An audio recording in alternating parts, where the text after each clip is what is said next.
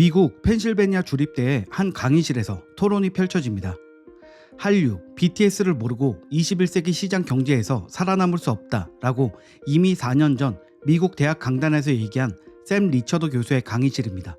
매 학기 700명이 넘는 학생들과 공개 토론으로 수업을 진행하고 있으며 주로 인종 간의 편견과 불평등이 수업이 주제이지만 최근 몇 년 사이엔 한류를 조명한 강의들을 하고 있어 우리나라 사람에게도 꽤 알려지며 화제가 되고 있습니다. 이날의 토론은 2명의 미국인 학생과 교수의 토론 방식으로 수업이 진행되었습니다. 수업 내용 중에 한국 정부가 코로나로 인한 감염자 수를 확실하고 정확한 수치로 발표하고 있으며 교수는 그 내용과 함께 한국의 국민들이 마스크를 쓰는 것은 내가 코로나에 걸렸을지 모르니 타인을 보호하고 싶어 라는 뜻을 갖고 있다고 말했습니다. 여러 토론이 오고 가는 중에 미국 학생은 한국 정부에서 국민을 통제하는 법 같은 것이 있었는지 궁금해하기도 합니다. 마스크를 써라, 벗어라, 자고 일어나면 매번 바뀌는 미국과 비교해 어떻게 한국은 혼란 없이 모두 그것을 지키는 것인지가 의문이었습니다. 샘 리처드 교수는 한국인은 교육 수준이 높아요. 과학에 있어서 높은 교육 수준을 갖고 있죠 라고 얘기하며 한국은 아이디어와 정책 등을 과학에 근거를 둔다는 믿음을 갖고 있으며 정부는 공중보건이라는 과학을 바탕으로 통제합니다 라고 토론을 이어나갔습니다. 토론은 결국 결과에 따른 책임이 정부와 정부가 실행하는 정책의 책임인지 아니면 개인의 책임인지로 이어집니다. 그렇게 이어지는 토론에서 샘 리처드 교수는 한국의 경우 강력한 국가를 통한 총기 규제에도 대가가 따릅니다 라고 얘기합니다. 한국인은 총을 갖고 싶어도 가질 수 없으며 이것은 또 다른 방식으로 삶이 통제받는다는 대가가 따른다는 것입니다. 이 말을 들은 미국인 학생은 교수의 말을 이해하지 못합니다. 학생의 의견은 총기를 소유하면 확실히 더 안전해요. 예를 들면 강도를 막기에 더 좋으니까요. 그래서 미국에서는 무기 사용을 지지하는 것 같아요. 자신을 보호하기 위한 자치권을 가지니까요. 무기란 아주 굉장히 강력한 것이잖아요 라는 말에 교수는 다시 한번 설명을 합니다. 예를 들어 한국이 미국과 인구가 같다면 한국에서의 총기 사망자는 246명입니다. 미국과 비교할 수 없을 만큼 적은 숫자인데 한국인은 자신을 무엇으로부터 보호한다는 거죠? 총을 가진 사람이 아무도 없는데 그게 다 무슨 소용이냐는 겁니다. 한국 사람들은 사실 총을 갖고 싶어 하지도 않아요 라고 말하며 처음에 얘기한 대로 한국인들은 이미 정책적으로 보호받고 있다고 말합니다. 학생은 이어서 총기 규제를 하는 것이 총기 관련 사망을 줄일 수 있을지 개인적으로 잘 모르겠어요 라는 말을 합니다. 자기 방어나 주택 침입에 대비하기 위한 것이라 필요하다는 말에 교수는 우리에게 총이 없다면 애초에 그런 것은 걱정할 필요가 없을 거예요 라는 말로 같은 말을 도돌이표처럼 반복합니다. 이들은 겪어보지 않은 세상에 대한 이해와 상상력 자체가 결여되어 있습니다. 상상할 수도 없는 사람에게 그것을 설명할 길이 없습니다.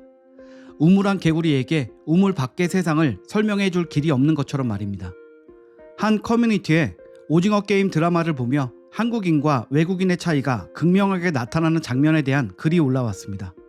주인공 이정재가 딸의 생일 선물로 뽑은 권총 모양의 라이터를 딸이 풀어보는 장면입니다. 선물을 풀자 권총이 나왔고 이 장면을 본 외국인들은 깜짝 놀라며 기겁을 합니다. 이 장면에서 한국인들은 모두 웃음을 터뜨렸죠. 한국인은 그것이 분명 장난감이라는 것을 알고 있으며 진짜 총일 것이라고는 상상도 안 합니다. 그래서 총을 쏘는 장면을 보고도 놀라지 않았으며 결국 방아쇠를 당겼을 때 라이터 불이 켜지는 것을 보고 또 한 번 웃게 되는 장면이었습니다.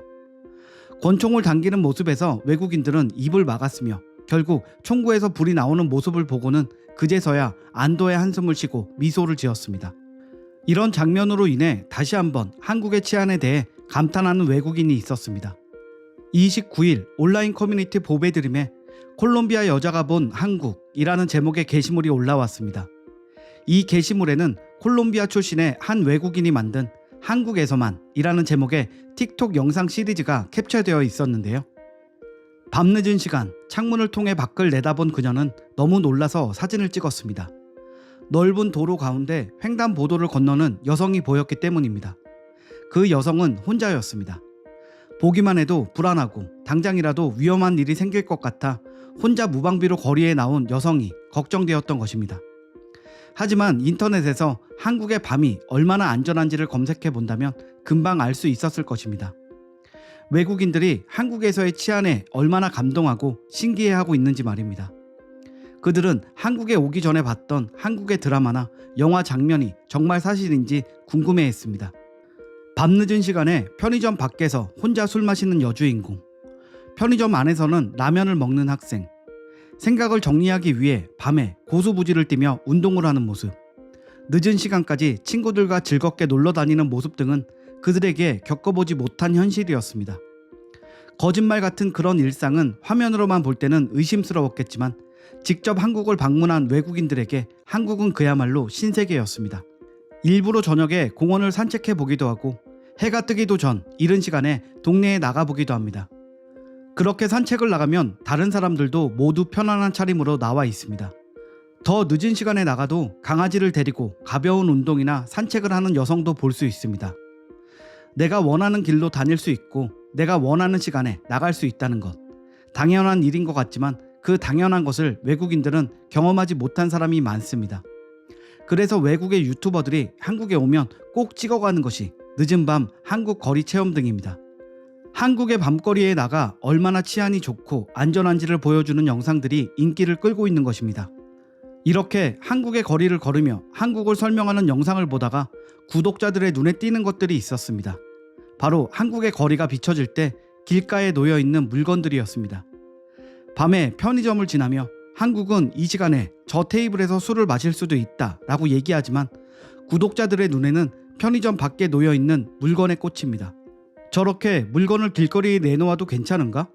저건 파는 물건이야? 누가 훔쳐가면 어쩌려고 저렇게 밖에 내놓았지? 등 불안해하는 글들이 올라옵니다. 한국에서는 자기 물건이 아니면 훔쳐가지 않는다고 말하자 저건 정말 한국에서만 있을 수 있는 일이다. 한국은 안전한 나라니까 새벽 2시나 3시에 걸어도 상관없어요. 보고타에서 그렇게 하면 영혼까지 강탈당합니다. 우리나라라면 그렇게 영상을 찍으면서 거리를 걷지도 못했을 듯 순식간에 핸드폰을 빼앗겼을 테니 라고 댓글들을 답니다. 이제 한국의 치안은 세계에서도 유명해졌습니다. 그들은 한국에 여행 오면 꼭 밤늦게 거리를 다녀보거나 술집에서 술을 마시거나 하는 K치안을 경험해보고 싶어 합니다. 처음에 언급한 미국인 대학생의 토론으로 돌아가 그들에게도 안전한 나라가 어떤 것인지 알 수 있게 해주고 싶습니다. 한국에서 늦은 시간까지 놀다 보면 오히려 총기 규제가 더 많은 자유를 누릴 수 있게 해준다는 것을 자연히 알 수 있을 테니 말입니다. 오늘 준비한 소식은 여기까지입니다. 구독과 좋아요 부탁드립니다. 감사합니다.